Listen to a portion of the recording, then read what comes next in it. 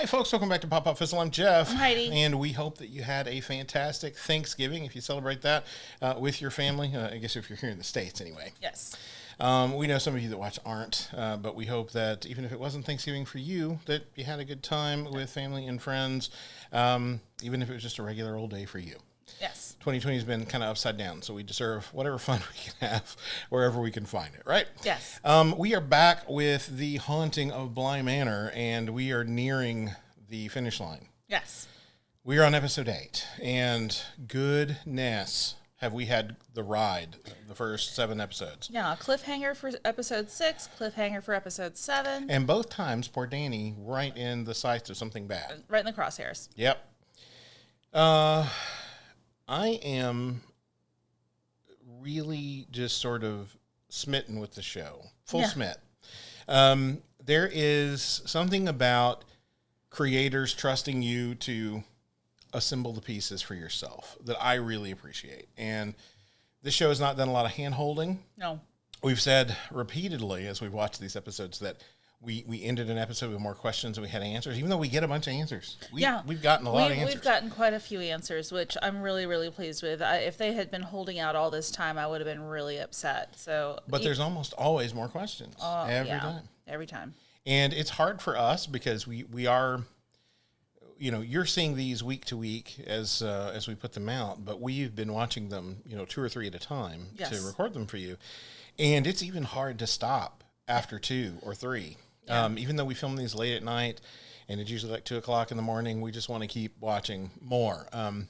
More. But yeah, it's one of those shows that's really good and keeps you coming back for more, keeps you wanting to talk about it. And that's kind of what we've avoided doing. We want to do our talking for you. So we don't try not to discuss it too much. We've talked about a few things as we watch some other reactors react to the things that we've already watched. Yes. But we are going to be back after the 9th episode. We're thinking about doing a live stream where we kind of give you our thoughts on the show as a whole after we've watched it again and kind of assembled some notes and have some things to talk about. So being that would be a live stream and we'll have to work that around Heidi's schedule, make sure you're following us on social media. You can find those links down in the description below. And as always, if you like this sort of content, be sure and hit that thumbs up and consider subscribing to the channel. We love it when you do that. And that's it. We'll, you know all about Patreon, those other things. That's all down in the description anyway. We won't bother you with that this time. We just want to watch. Yeah, we want to jump in. This episode is entitled The Romance of Certain Old Clothes, which tells me nothing. Nope. But we're going to check it out and see if we get some answers and probably more questions. Yes. Here we go. Toward the middle of the 17th century. Oh, maybe not. But hey, there's Theo. Oh, yeah. There lived in the province of Hampshire the elder Viola, the younger Perdita, in memory of a little girl born between them. And Viola, of course, in the finest of dresses, always. Among the young men, their friends and neighbours, there were many excellent fellows. Several devoted swains, and some 2 or 3 who enjoyed the reputation of universal charmers or conquerors. Bly must stay in the family, and the sisters must stay in control.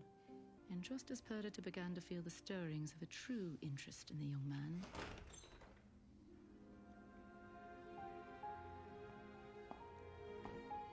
Viola explained she was late because of a dispute over uncollected rents.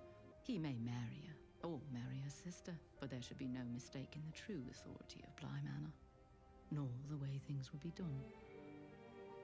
The wedding was a small affair, fit in the business arrangement that it Which one did he marry? Yeah. a fine outcome for Viola, who had meant to maintain her ladyship over Bly, and a fine outcome for Perdita, who had always enjoyed the comfort of a birth station. She would sleep. She would wake. Perhaps it was the room, she'd think. It was her mother's room, her parents' bed, and now hers. Seized by a restlessness new to her heart, she would walk.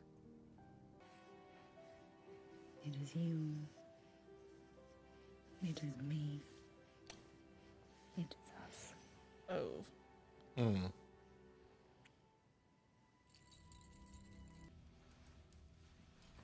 As for Viola, Oh, her suspicion began as small, as inconsequential as the tickle in her lungs. oh, consumption. Viola had an inordinate love of dress and the very best taste in the world. A taste her husband would indulge.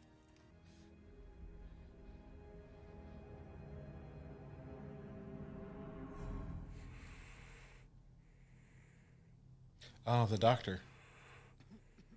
Yep. Oh, yeah. Plague doctor. Does that How long, Doctor?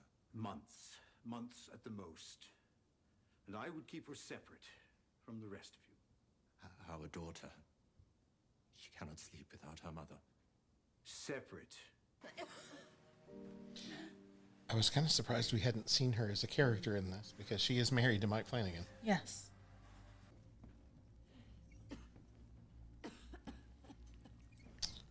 Got some baked beans here for you. That's what that is. Right? Yes. No. Don't think leeches will help with this. But, go for it. Honey, they run the government. They ought to be able to help with that one on her neck. She called it Robin. I'd like to tell her about all the fancy houses that rich people have. Prepare a place for you. I go and prepare a place for you. No. What did you say? No. No. I do not go.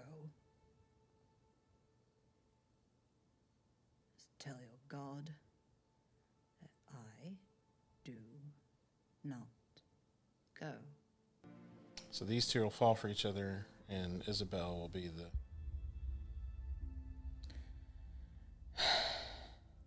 Viola had surpassed the predictions of the physicians and priests alike. Oh, okay. Held alive, some would whisper, by Oh, jeez. Youch. Southpaw, even. Yeah. Usually best not to knock the teeth out of somebody that you expect to help you get back to bed Yep. immediately thereafter. Yeah. Well, she's probably more than half insane. So, Because Viola, with love, let it be anything else. again. My rings, and my lace, and my silk. I can say without vanity now that I am done with them. They will be a great inheritance for our daughter. Do you promise me, Arthur? Promise you what? Promise me that you will keep them for her. Sure, whatever. Keep the key, and you will never give it to anyone except our child. All right. Now lay down and I'll close the lid. The word had come to her a full year prior, and like the tickle in Viola's lung, it had grown in the secret places. The word had eclipsed her thoughts at night and waken as well. The word began in her chest as the sickness did for Viola. It had spread, insistent, a whisper in her ear, in her mind entire. And now the word crept down her shoulder and her elbow. Until the word Rosebud. came to live in her hand. The word was mercy. And the word was a lie. They were married, as was becoming, with great privacy, almost with secrecy, in the hopes, as was waggishly remarked at the time, that perhaps the late Viola may not hear of it.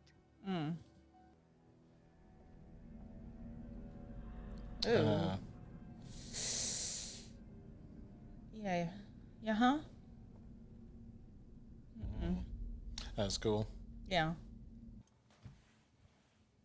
Not only do I not want to stalk around in a dark attic in a big creaky house like that, I don't want to watch her do it. It's creepy enough just watching this.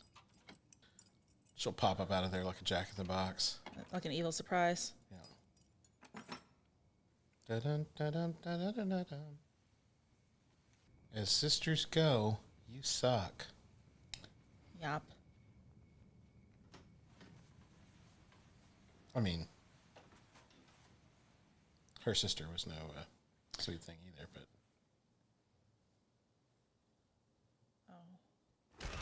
Oh. Yep.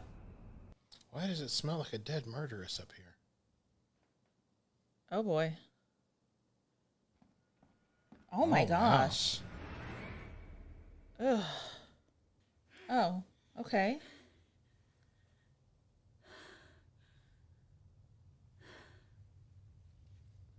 She's in the chest. She would sleep. She would wake.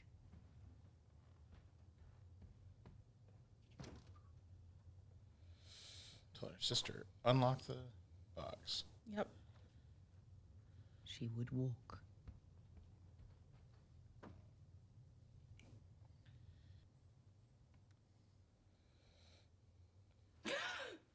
Oh. Oh, maybe that's what. No.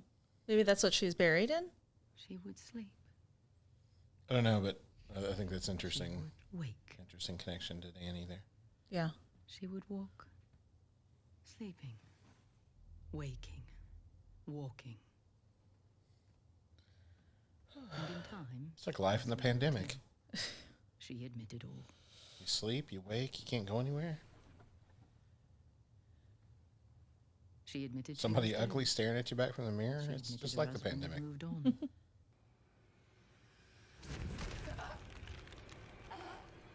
Whatever curse had claimed his second wife, he would not risk his daughter to its icy fingers. Oh, it was dumped in the lake. Okay. The pull of that next world ignored, she instead made her own gravity. Gravity of will. That Gravity. would change the terrain of Bly Manor forever. Her gravity, it seemed, her invented gravity that held her to the grounds, that kept her in purgatory. It would hold others too. She would sleep, and as happens when one dreams, Guessing she's going to take out a soldier at some point. forgotten, she would wake. A fate that befell even those who died of other causes at Bly, who found themselves in the grips of Viola's gravity, even if never in the grip of her icy hands. No hope for the victims of Bly, either victims of fate, or vice, or disease, or of each other, and who had finally stepped into the path of her own fate.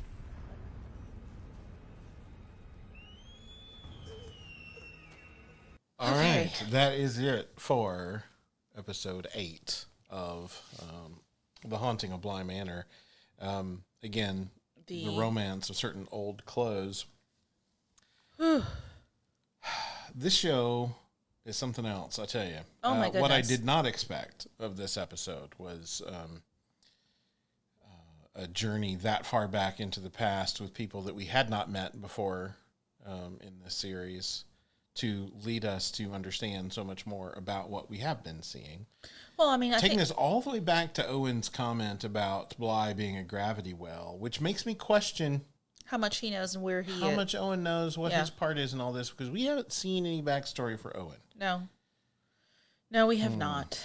I mean, but we had to know that there had to be something going on with this house that had nothing to do with the characters we've already grown to. Sure, because to clearly some know. of those people had been there for a long time, just based on the Yeah. clothing and plague doctor and that kind of thing. Right. So we had to know that whatever it was that was part of what was actually happening at Bly had to have happened a long time ago. So I'm really glad that we actually see what, it's fantastic, it's unbelievable, it's crazy, but it fits in the context of the story. So I'm really glad that we're finding out what has happened. But of course, we repeated the ending of episode 7 and twice. Couple of times, yeah. Yeah, so we're kind of like, okay. And like you said, I'm pretty sure now we're going to finally finish up this evening that that is happening. And I just want to know what's happening next. I want to finish this up so that we can watch it over again. So And the next episode, which is the finale, is actually, I'm not reading anything about it, but it is the shortest episode that we've had since episode 2. Yeah. So they've got a lot to cover in a short amount of time. Yeah. Definitely curious about where this is all headed. Definitely want to know what Owen knows and what his connection is to everything, because really, you know, we heard a little bit about Jamie's past when she was kind of giving Dany her life story. Yeah. So we at least have that much of her, but we really don't have anything of Owen aside from what we've heard in little bits and pieces. And the thing is, I mean, and we also know that the uncle is still on his way, presumably, to Bly. So what we know is Isabella and Arthur moved away.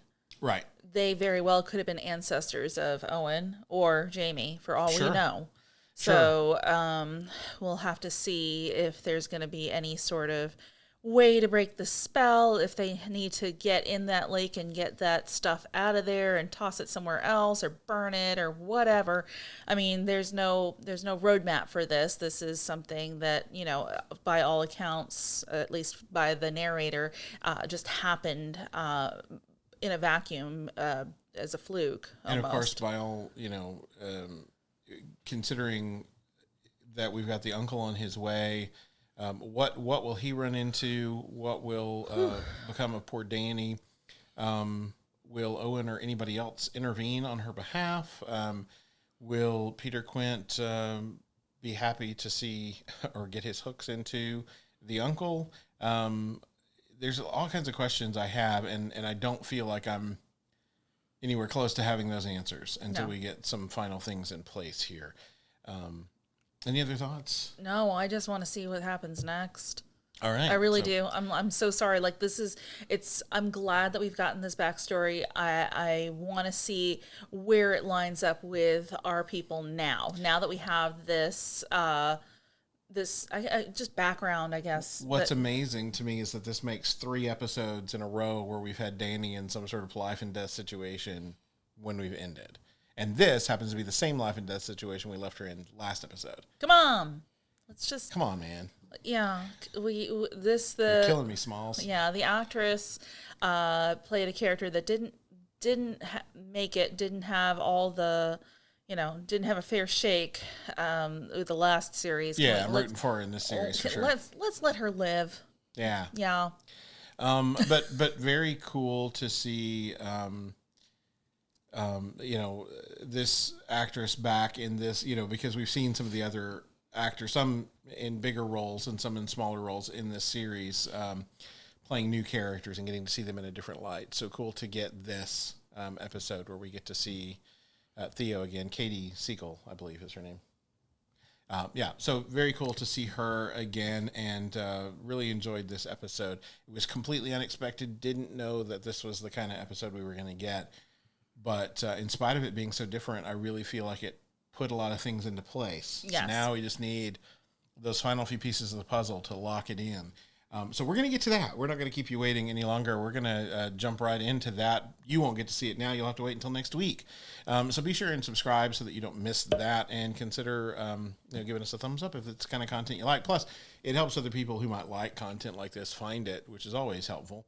And if you want to see the full, uninterrupted reaction to this episode, you can find that on Patreon. The link will be down in the description below. You just need to sync it up with Netflix so you can watch it along with us. Yep. That's it. All I'll right. be back for episode 9. I'm not going anywhere. Okay, so we'll both be back. That's what she's saying. Yeah, that's it. Until next time, folks. Bye. Bye.